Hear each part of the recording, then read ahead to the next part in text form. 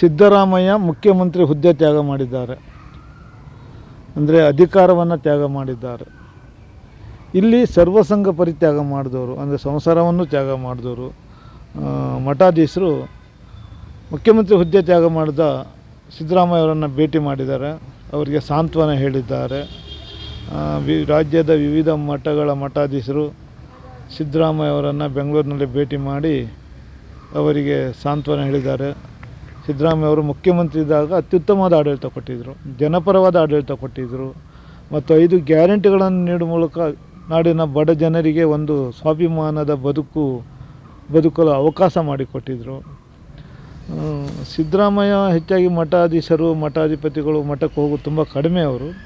ಆದರೂ ವಿವಿಧ ಮಠಗಳ ಮಠಾಧೀಶರು ಸಿದ್ದರಾಮಯ್ಯ ಅವರನ್ನು ಭೇಟಿ ಮಾಡಿದ್ದಾರೆ, ಭೇಟಿ ಮಾಡಿ ಅವರಿಗೆ ಸಾಂತ್ವನ ಹೇಳಿದ್ದಾರೆ ಮತ್ತು ಅವರ ನಾಡಿಗೆ ನೀಡಿದ ಸೇವೆಯನ್ನು ಕೊಂಡಾಡಿದ್ದಾರೆ.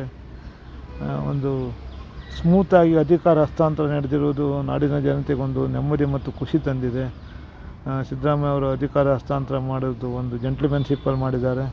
ಇದರಿಂದ ನಾಡಿನ ಜನತೆಗೂ ಖುಷಿಯಾಗಿದೆ. ಯಾವುದೇ ಗೊಂದಲ ಜಟಾಪಟಿ ಇಲ್ಲದೆ ಸಿದ್ದರಾಮಯ್ಯ ಅವರು ಅಧಿಕಾರ ಬಿಟ್ಟುಕೊಟ್ಟಿದ್ದಾರೆ.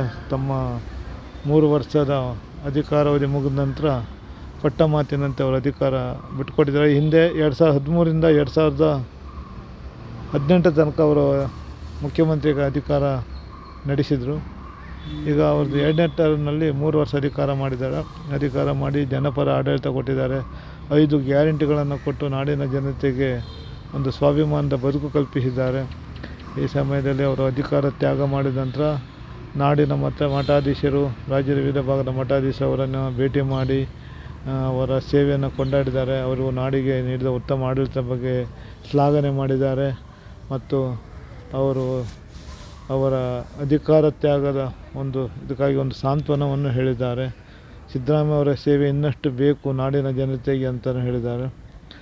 ಮುಖ್ಯಮಂತ್ರಿಯಾಗಿ ಸಿದ್ದರಾಮಯ್ಯ ಅವರು ರಾಜ್ಯಕ್ಕೆ ಒಂದು 17 ಬಜೆಟ್ ಮಂಡನೆ ಮಾಡಿದ್ದಾರೆ, ಜನಪರ ಬಜೆಟ್ ಮಂಡನೆ ಮಾಡಿದ್ದಾರೆ ಮತ್ತು ಕರ್ನಾಟಕ ಆರ್ಥಿಕವಾಗಿ ಸದೃಢವಾಗುವಂತೆ ಮಾಡಿದ್ದಾರೆ.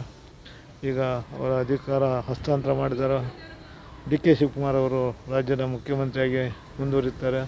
ಈ ಸಂದರ್ಭದಲ್ಲಿ ಸಿದ್ದರಾಮಯ್ಯ ಅವರಿಗೆ ಅಧಿಕಾರ ಇಲ್ಲದ ಸಮಯದಲ್ಲಿ ಮಠಾಧೀಶರು ಬಂದು ಅವರ ಸೇವೆಯನ್ನು ಕೊಂಡಾಡಿ ಅವರಿಗೆ ಸಾಂತ್ವನ ಹೇಳಿ ಅವರಿಗೆ ಬೆಂಬಲ ವ್ಯಕ್ತಪಡಿಸಿದ್ದಾರೆ.